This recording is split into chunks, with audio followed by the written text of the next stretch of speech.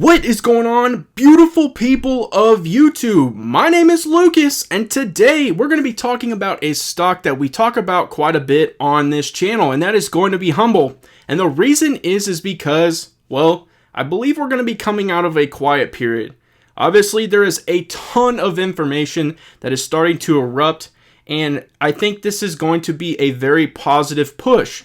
I think there's a lot of information that could kind of cascade following some information. Now, I don't want to break the ice too much in this intro because obviously I want to give you the meat and potatoes in the video. But guys, if you can't tell, I'm excited to provide this video. With the help of some people from Twitter, I'm going to kind of provide you some information on a recent meeting that was conducted for 3 days. As I refer to it as is the meeting of the heads. And you're probably like, Lucas, what does that mean? Well, I'm going to tell you about it. I'm excited because there was a lot of people involved. Not everybody is aware of kind of how the layout and structure of people work inside HUMBL. So I'm going to provide that to the HUMBL Nation. I'm going to provide that to the people who are just not aware of HUMBL. And that's what I'm here to do, is provide quality content to you guys. So if you're interested, I suggest you stay tuned right after this.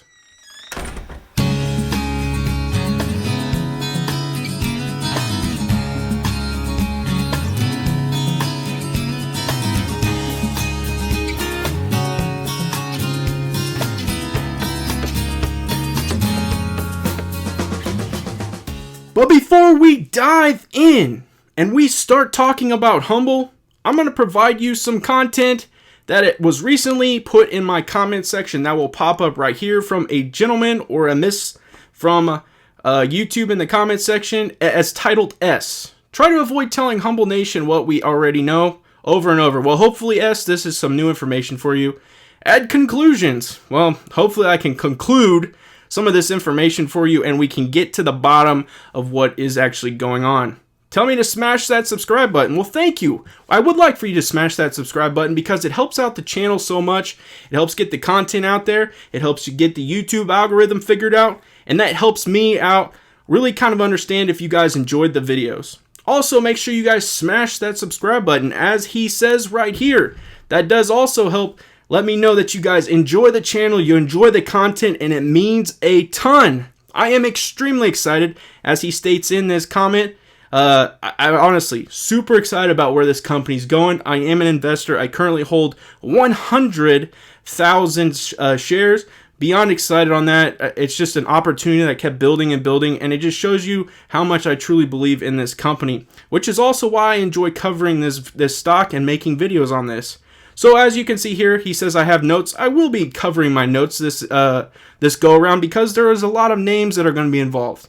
So I just wanted to really kind of go over S. I appreciate the comment. I truly do. And it means a lot. Hopefully you have a good rest of your day. And let's get into this video. So ladies and gentlemen, there was a significant meeting amongst HUMBL. And obviously Brian Foote, the CEO of this company, was in the forefront. I do obviously want to include him in the meetings because obviously he is in charge. He is the president. He is the CEO. He is the almighty when it comes to this company. I mean, truthfully, he is that guy. So I do want to automatically kind of include him in this 3-day meeting. Now, what we're going to do is we're going to kind of go in a round table. I may not go in the specific circle of the people, but I'm going to try to hit on as many people as I possibly can and include some information about them. That way you guys are aware of who was at this. Now, obviously, there was a ton of information dropped today on Twitter, which we will cover a little bit later, talking about the OTCQB. I think that's significant, but I really want to encompass who was at this meeting because I think there are some absolute wizards sitting at this table. So starting up with the first person is going to be George Sharp. And we're all aware of who George Sharp is. He's kind of been there from the get-go. He helped transition, HUMBL from TSNP to TSNPD to really kind of get us to HMBL. He's also in the process of aiding us in getting to the OTCQB, which he was the one that tweeted today, as you guys can see right here, stating that will actually occur. So super exciting. George Sharp is a big piece and a big part of this company behind the scenes. So he is drawing from his experiences as a litigant, investigator, and forensic researcher. George Sharp consults with attorneys and publicly traded companies seeking to protect investors and bring value to shareholders. He has been referenced in the television and print media for his efforts to combat microcap fraud. Mr. Sharp is also on the management team of several public companies, including Forwardly Inc., as we're all aware of who Forwardly is. Now, this one kind of caught me off guard, is Brad Hogan. He joined HUMBL Board of Directors as an independent director. Mr. Hogan holds the position of Chief Financial Officer and Secretary of EchoArc Holdings, Inc. His past experiences include being a managing member of Trend Discovery Capital Management, LLC, Senior Financial Analyst at U.S. Silica Capital, and Senior Associate at Prudential Financial, Inc. Immediately prior to joining EchoArc, Inc. in 2019, Mr. Hogan spent the previous 8 years as managing member of the Trend Discovery, a hybrid hedge fund with a track record of outperforming the S&P 500. At Trend Discovery, Mr. Hogan had several accountability for the fund and was responsible for executing the fund's overall strategy. Prior to founding the Trend Discovery in 2011, Mr. Hogan spent 6 years as a senior associate at Prudential Global Investment Management, working with both PGIM's Newark, New Jersey, and London, England offices. An accomplished financial modeler, Brad previously completed financial forecasting projects for multi-billion-dollar consumer products and financial services clients, as well as government contractors and universities. Prior to the FP&A roles, Brad worked as a senior associate at PGIM, where he was responsible for over 25 portfolio companies and 350 million AUM. Brad received a Bachelor of Arts in Economics from Bucknell University, holds the Chartered Financial Analyst designation, is a Level 3 candidate in the Chartered Market Technician program. Huge addition right there. Honestly, and as a part of the board, like, those are the types of people that most people are not aware of. They're not aware of their background. They're not really kind of understanding of who they are. I think there's going to be a few of those on this that you're really going to kind of find out. And I really think that this is important information for anyone who's really associated with HUMBL or wants to be a part of it. So the next person is Peter Schulte. He's also an independent director on the board of directors. He holds the position of managing partner and co-founder of private equity firm CM Equity Partners. His past experience includes public and private debt and equity financing and in Solomon Brothers, Inc., and large systems marketing at IBM's data processing division. Mr. Schulte has also established 2 successful publicly traded companies, ICF International and ATS Corporation. Mr. Schulte currently serves as a member of the board of directors at Black Ice Holdings, Citizen Inc., and Janus Research Group, Inc. Among others, Mr. Schulte is a graduate of Harvard College and also holds a master's degree in public and private management from Yale University. The next is Javier Gonzalez, Chief Technology Officer. Javier Gonzalez is a seasoned hands-on software architect involved in the architecture, design, and implementation of HUMBL Mobile Pay application and HUMBL Web Platform. Javier and the HUMBL engineering team are working to develop the HUMBL Mobile Pay application with global features such as peer-to-peer, scan-to-pay, maps, merchant reviews, and investment products into one seamless customer experience. That sounds like a little bit of Brian Foote right there. That makes me laugh. It says Javier is a co-founder of Tickery. Having built out the platform's ticketing, seating charts, event payment software, checkout widgets, box office suite, and third-party app capabilities, he brings a decade of experience in e-commerce payments, technology, and as a federal contractor at various government agencies such as NIST, EPA, USDA, across a multitude of technologies and roles. Very, very loaded background right there with Javier. Big time piece. Tickery, I mean, it's all right there. One of the next ones is Drew Foster, Senior Vice President of Operations. Drew Foster is an accomplished leader with extensive experience in corporate strategy, business operations, and product management. His innate ability to identify market opportunities, develop partnerships, and build products has been focused on addressing critical consumer needs in e-commerce, on-demand services, and process automation. Most recently with Walmart's e-commerce team, Drew oversaw a portfolio of digitally enabled consumer services including extended warranties and gift cards. I mean, this is incredible. He also led efforts to build technical and organizational capabilities to launch new auto tech delivery and home improvement services within the world's largest retailer. Drew has held senior product management and strategic planning roles at Ticketmaster. He is a bachelor's degree from Haas School of Business at UC Berkeley and earned an MBA from the University of Southern California. Man, that's big time. That is a big time seat. I mean, man, Drew Foster, loaded down. Dennis Lee. Now this one, this one right here is huge. Senior advisor, Dennis Lee has been a consultant to CEO offices at market movers within the music, sports, technology verticals. With looks like 10F1 Custom, Dennis built a market leader working with today's top musical talents such as MusiCares, the charity arm of the Recording Academy, producers of the Grammys. At Healthware, Dennis service payers and employers, providing an AI-based data ingestion platform to reduce overall health insurance cost. Something completely different. At PlayUp, as CEO, Dennis created the first mobile platform dedicated to sport. Under Dennis' tenure, PlayUp was the first mobile fan engagement platform for the NCAA Division I, ladies and gentlemen, conferences. At Symbian Foundation, as well through his consulting arm, Digital Lab, alongside Nokia, Samsung, Sony Ericsson, China Mobile, Vodafone. Dennis has participated in the creation and go-to-market of many of the mobile apps we see today from companies such as Disney, Playdom, Zynga, Farmville, and Rovio, which is your Angry Birds. So you guys are all aware of the Angry Birds. Now, this isn't everybody at that table, because there's still obviously some people I'm ciphering through, but these were some people that I really felt like I wanted to highlight and really kind of bring to your attention. I think this is just massive, massive information because it just shows you that this company is coming together and the roots are starting to expand out. The big tree has been planted. We understand that. Brian Foote has planted that tree, and everybody else is starting to root off of that, and you're creating that foundation that no matter what storm comes, and I stated this in my last video, no matter what type of storm comes, it's going to be able to withstand it because that root system is being nourished. It's strong, it's growing, and that's kind of figuratively kind of transitioning into how the stock is going to really translate as well. We're starting to see that come about. I think it's more than that too. I think it just speaks to what the company is really going to start in doing and engaging in 2022. I mean, there's a lot that this is coming, guys. Again, I want to emphasize this because I think it's something that is missed quite often. It's the fact that this company started from ground zero. They started as a shell company, TSNP, to Soro Enterprises.